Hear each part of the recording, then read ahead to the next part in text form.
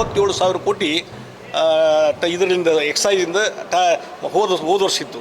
ಈ ಸಲ 40,000 ಕೋಟಿಗಿಂತ ಜಾಸ್ತಿ ಇವತ್ತು ಟಾರ್ಗೆಟ್ ಇಟ್ಟಿದ್ದಾರೆ. ಅಂದರೆ ಹೆಚ್ಚು ಬಾರ್ ಲೈಸೆನ್ಸ್ ಕೊಡೋದು ಮತ್ತೊಂದು ಮಾಡಲೇಬೇಕಲ್ಲ ಟಾರ್ಗೆಟ್ ರೀಚ್ ಆಗಬೇಕಂದ್ರೆ. ಮತ್ತು ಹಳ್ಳಿಗಳಲ್ಲಿ ಕಿರಾಣಿ ಅಂಗಡಿಗಳಲ್ಲಿ ಸಹಿತ ಇವತ್ತು ಮದ್ಯ ಸಿಗ್ತದೆ.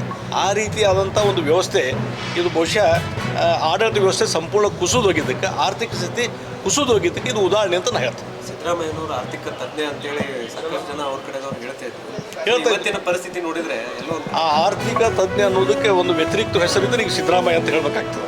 ಕಂಪ್ಲೀಟ್ ಫೇಲ್ಯೂರ್ ಆಗಿದ್ದಾರೆ, ಕೊಲ್ಯಾಪ್ಸ್ ಆಗಿದೆ. ಹೀಗಾಗಿ ಅವ್ರಿಗೆ ಅದನ್ನು ನಿಯಂತ್ರಣ ಮಾಡಲಿಕ್ಕೆ ಆಡಳಿತದಲ್ಲಿ ನಿಯಂತ್ರಣ ಇಲ್ಲ, ಆರ್ಥಿಕ ಶಿಸ್ತಲ್ಲೇ ನಿಯಂತ್ರಣ ಇಲ್ಲ. ಆ ಪರಿಸ್ಥಿತಿ ಬಹುಶಃ ಈ ರೀತಿಯಾದಂಥ ಪರಿಸ್ಥಿತಿ ಕರ್ನಾಟಕದಲ್ಲಿ ಯಾವಾಗ ಬಂದಿರಲಿಲ್ಲ, ಫಸ್ಟ್ ಟೈಮ್ ಅದು ಬಂದದ್ದು. ಬ್ರ್ಯಾಂಡ್ ಬೆಂಗಳೂರು ಮಾಡ್ತೀವಿ ಅಂತೇಳಿ ಅದಕ್ಕೂ ದುಡ್ಡು ಮೀಸಲಿಟ್ಟರು. ನಾನು ಹೇಳ್ತೀನಿ, ಅಲ್ಲಿ ಬಹುಶಃ ಅಸೆಂಬ್ಲಿ ಕೆಲವರು ಮಾತಾಡಬೇಕಾಗ್ತದೆ. ಅಲ್ಲಿ ಬೆಂಗಳೂರಿನಲ್ಲಿ ಇಷ್ಟಿಂತ ಪರ್ಸೆಂಟೇಜ್ ಫಿಕ್ಸ್ ಆಗಿಬಿಟ್ಟಿದೆ.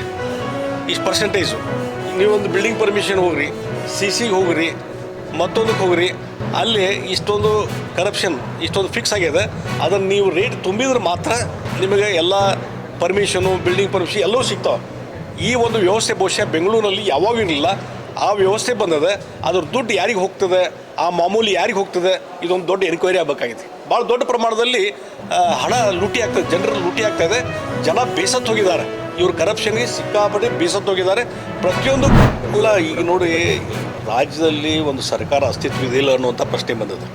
ಆರ್ಥಿಕ ಪರಿಸ್ಥಿತಿ ಭಾಳ ಚಿಂತಾಜನಕ್ಕಿದೆ ಮತ್ತು ಯೋಜನೆಗಳ ದುರುಪಯೋಗ ಆಗ್ತಾಯಿದೆ. ಯಾವುದೇ ಯೋಜನೆಗಳು ಅನುಷ್ಠಾನ ಆಗ್ತಾಯಿಲ್ಲ. ಮತ್ತು ಈಗ ಬಜೆಟು ಬಹುಶಃ ಇದೆಲ್ಲ ನೋಡಿದರೆ, ಬಜೆಟು ಅವರ ನೀತಿ ನೋಡಿದರೆ, ಇದು ಬೆಳಗಿಂದ ಸಾಯಂಕಾಲ ಅಲ್ಪಸಂಖ್ಯಾತರ, ಅದರಲ್ಲಿ ಮುಸ್ಲಿಮ್ಸ್ ತುಷ್ಟೀಕರಣ ಇದನ್ನೇ ಮಾಡ್ಕೊತ ಹೋಗಿದ್ದಾರೆ. ಇವತ್ತು ನೋಡಿ ಪತ್ರಿಕೆಯಲ್ಲಿ ನೋಡಿದ್ರಿ, ನಿಮ್ಮ ಕ್ಯಾಬಿನೆಟಲ್ಲಿ ಡಿಸಿಷನ್ ತೊಗೊಂಡಿದೆ. ಮುಸ್ಲಿಮರಿಗೆ 4% ಕಾಮಗಾರಿಗಳಲ್ಲಿ ರಿಸರ್ವೇಷನ್. ಬಹುಶಃ ಈ ರೀತಿಯಾದಂಥ ಒಂದು ಜಾತಿವಾರು ಏನದು ತುಷ್ಟೀಕರಣದ ಅತಿಯಾದಂಥ ಒಂದು ದುರ್ಬಳಕೆ ಅಂತ ನಾನು ಹೇಳ್ತೀನಿ. ಸರ್ಕಾರದ ದುರ್ಬಳಕೆ ಆಗ್ತಾಯಿದೆ. ಇದರಿಂದ ಜನರಲ್ಲಿ ಆಕ್ರೋಶ ಸ್ಟಾರ್ಟ್ ಆಗಿದೆ. ಈ ಸರ್ಕಾರ ವಿರುದ್ಧ ಜನ ಆಂದೋಲನ ಭಾರತೀಯ ಜನತಾ ಪಾರ್ಟಿ ಈಗಾಗಲೇ ಮಾಡ್ತಾಯಿದೆ, ಮುಂದೆಯೂ ಮಾಡ್ತದೆ. ಹೀಗಾಗಿ ಈ ರೀತಿಯಾದಂಥ ಒಂದು ಜಾತಿ ಧರ್ಮ ಹಿಡ್ಕೊಂಡು ಈ ರೀತಿಯಾದಂಥ ಒಂದು ತುಷ್ಟೀಕರಣ ಇದೆಯಲ್ಲ, ಬಹುಶಃ ಇದು ದೊಡ್ಡ ಹೊಡೆತ ಕಾಂಗ್ರೆಸ್ಗೆ ಬೀಳ್ತದೆ ಡೆಫಿನೆಟ್ಲಿ. ಮತ್ತು ಇದು ಸರ್ಕಾರಕ್ಕೂ ಕೆಟ್ಟ ಹೆಸರು ಬರ್ತದೆ ಅಂತ ನಾನು ಹೇಳ್ತೀನಿ.